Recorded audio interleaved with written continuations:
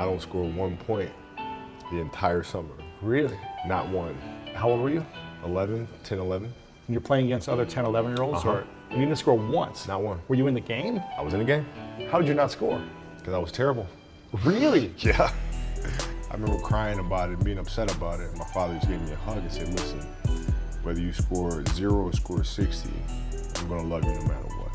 Wow. Now that is the most important thing that you can say to a child.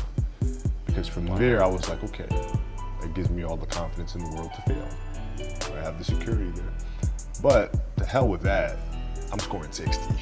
Let's go. Right. And from there, I just went to work. I stayed with it. I kept practicing. When I came back the next summer, I was a little bit better. Yeah, it wasn't much, but I scored. And this is 12, 13. 12, 13. And then 14 came around, back half of 13, 14 years old. And then I was just killing everyone. And it happened in 2 years. And I wasn't expecting it to happen in 2 years, but it did, because what I had to do was work on the basics and the fundamentals. While they relied on their athleticism and their natural ability. And because I stick to the fundamentals, it just caught up to them. So from 13, you're good, average still? I was good. And then about the end of my right when I was turning 14, I became the best player in the state. At 14? At 14. So from 12 to 14, you went from scoring 0 to being the best in the state of all ages. Yeah, but it's simple. Like if you do the math on this, right? Like if you're thinking about how often kids are playing, right? I tell this to my daughter, my daughter's team as well that I coach. It's a simple thing of math. If you want to be a great player, if you play every single day, 2-3 hours, every single day, over the course of a year, how much better are you getting? Most kids will play maybe, an hour and a half, 2 days a week. Right. Do the math on that. It's not going to get it done.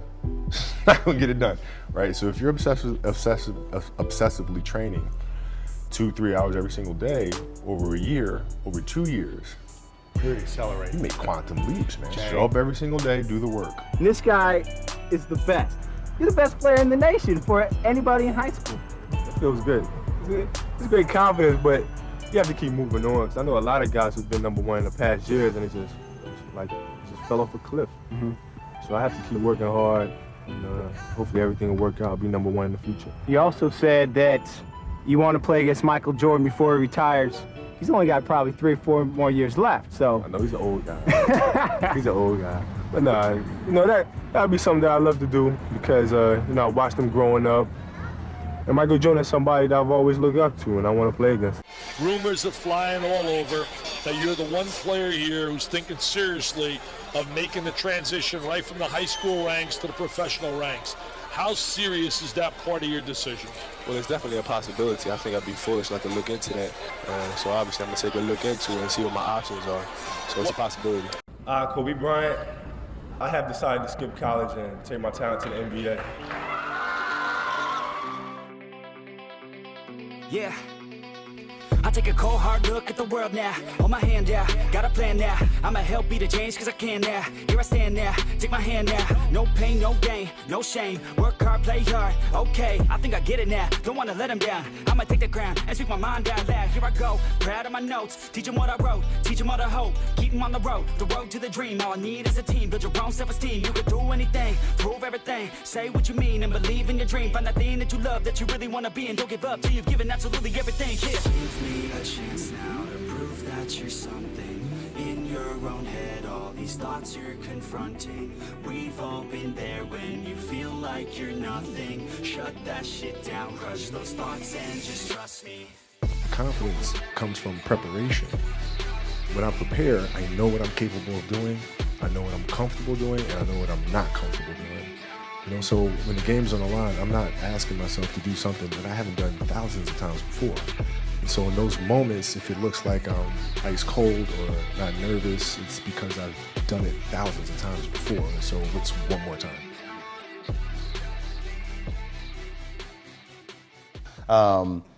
But I remember we were playing against the Lakers, Tom, and we were out here in LA. And, look, I always try to outwork people, right? That's just how I made my mark. So the game was at 7. I was like, you know what? I'm going to come to the Staples Center because we're playing. This is when the Lakers had Kobe and Shaq. Right. Okay, this is like the championship Lakers. I was like, I'm gonna get there at 3 o'clock, and I wanna make sure I make 400 made shots before I go back into the room, and then I sit in the sauna and I get ready for the game.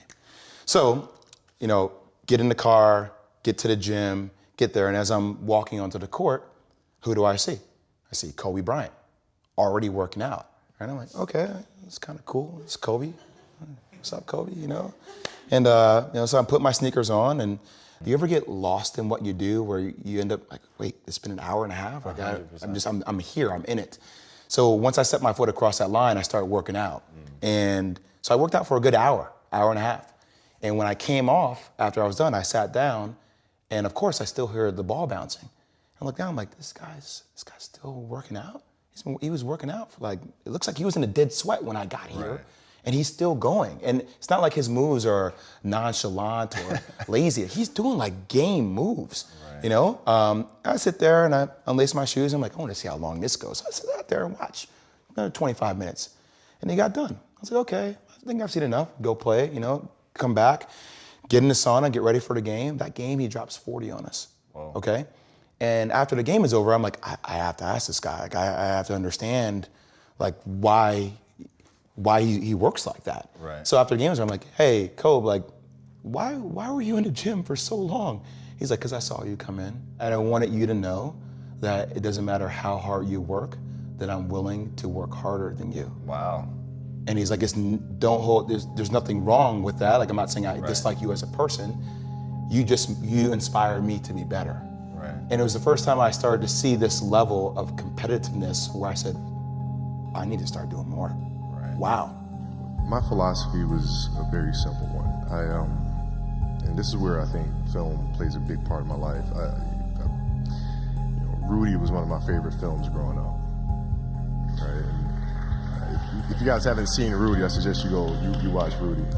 After watching that film, I come to understand if I could work that hard every day, with being blessed with the physical tools that I have, what would my career be? And I made a promise to myself from that day that I was going to work that hard every single day, so that when I do retire, I have no regrets. And that was the most important thing for me, is to leave no stone unturned, get better every single day. And if I lived that way, then over time, I'd have something that was beautiful. But that was my philosophy. It seems like a pretty simple one, but if you live your life to just get better every single day, if you do that for 20 years, what do you have? And if you got to get up every single morning and remind yourself how hard you need to work, you probably need to choose a different profession, because that shouldn't be there. I wake up in the morning excited to get to it. If I'm not training, I'm missing it. If I'm not watching a game of basketball, I miss it. There's no place I'd rather be. And if you have that feeling, then you're truly doing what God has put you on this earth to do. Like you said, I'm going to get up at 4. Everybody's get up at 6. If everybody's going to get up at 4, I'm going to get up at 2. Right. Right. How do you develop that, or where do you learn that from? Well, I think it's just it's just a matter of what's important to you, and what's important to you for whatever reason. I felt like I didn't feel good about myself if I wasn't doing everything I could to be the best version of myself. If I felt like I left anything on the table, it would eat away at me. I wouldn't be able to look myself in the mirror. Right? So the reason why I can retire now and be completely comfortable about it, because I know that I've done everything I could to be the best basketball player I could be. And so that's where it comes from for me. You can't leave any stone unturned. You're going to show up to play, and you're going to lollygag through this scrimmage, through this drill. I'm going to beat you. I'm going to let you know I beat you. I'm going to want you to reconsider your professional life choice. If your job is to try to be the best basketball player you can be, right? To do that, you have to practice, you have to train, right?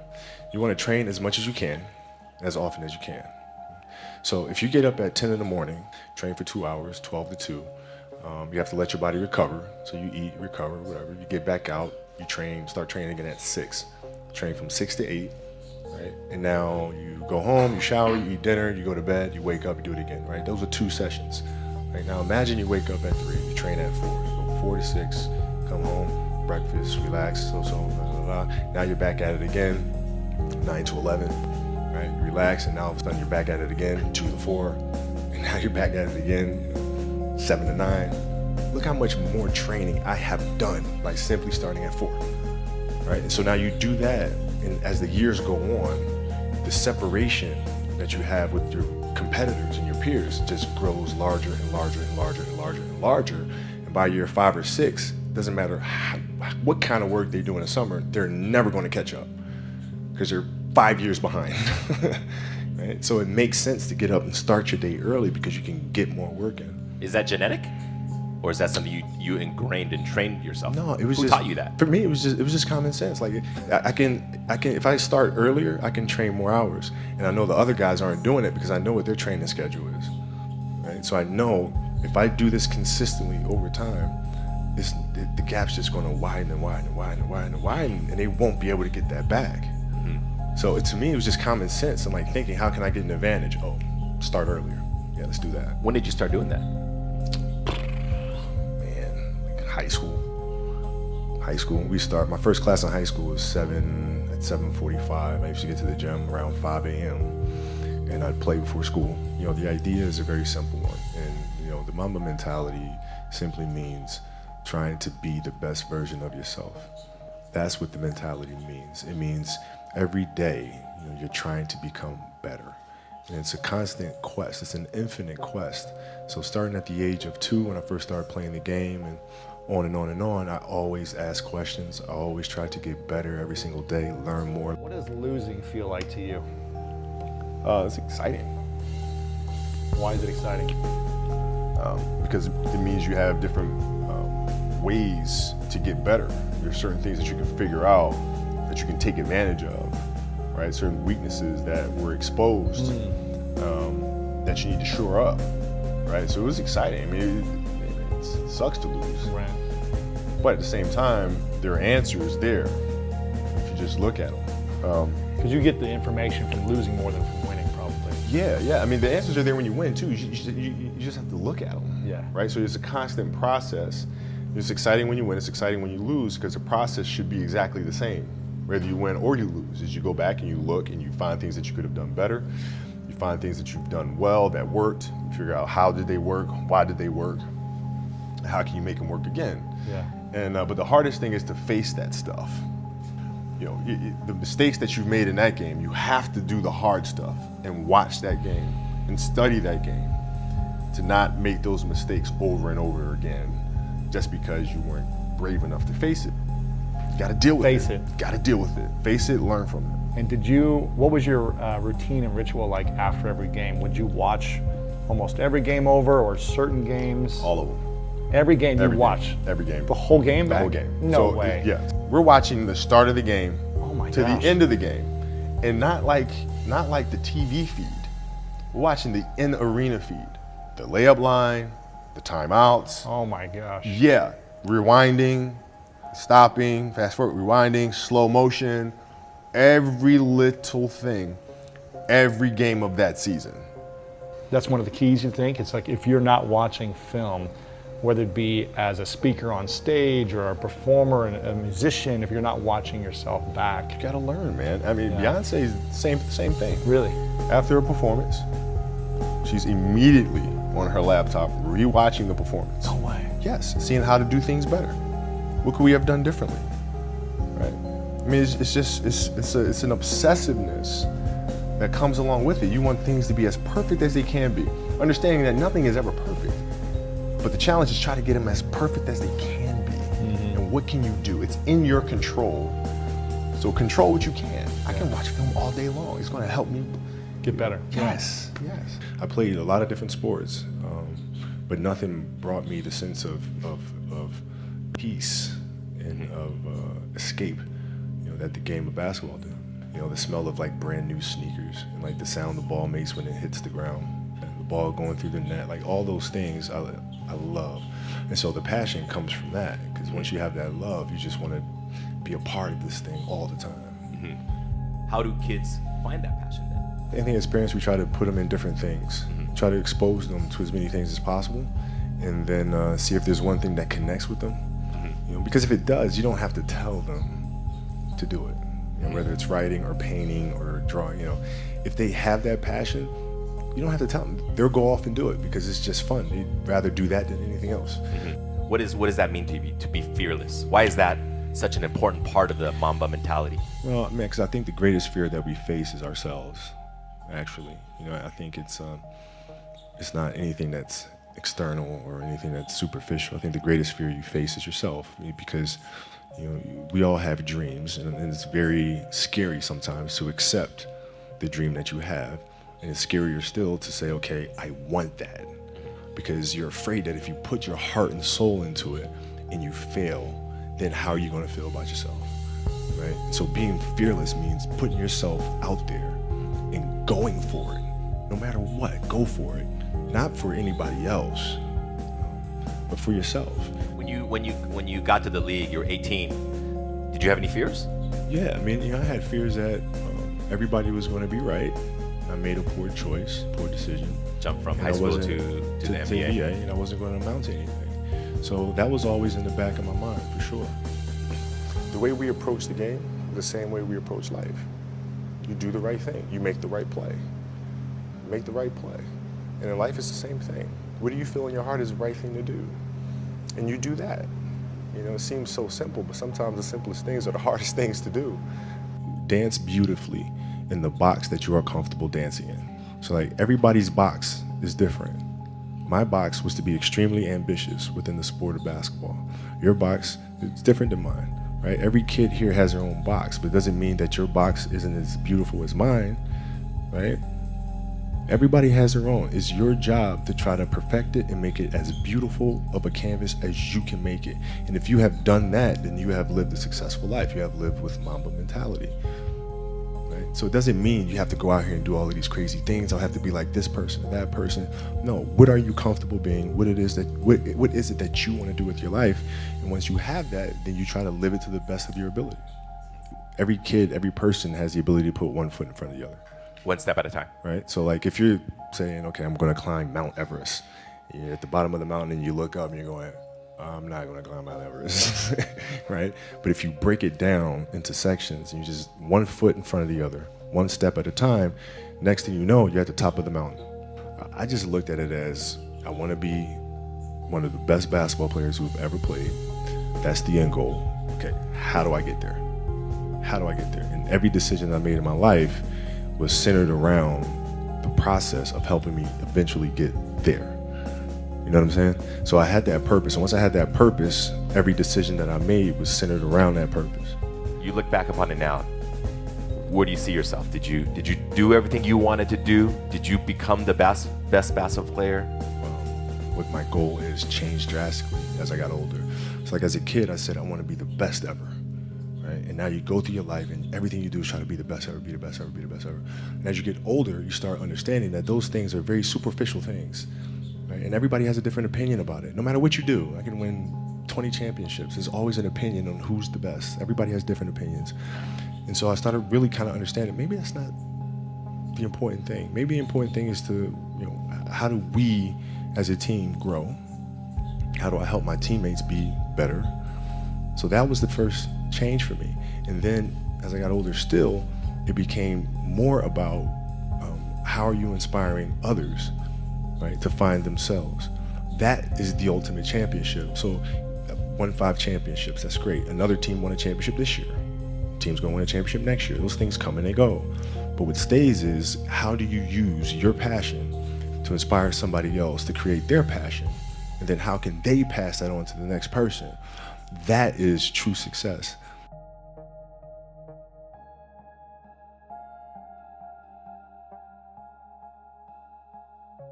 We're here to celebrate greatness for 20 years. Excellence for 20 years. The other forward for the final time, number 24 on the floor, 6'6". High school 5-time world champion, Kobe Bryant. Close out Kobe Bryant's career with a win and one of the great farewell performances in any sport.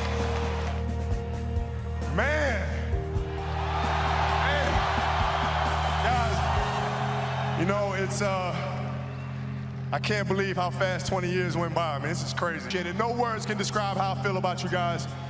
And thank you from the bottom of my heart. God, I love you guys. And I love you guys. And Mamba out.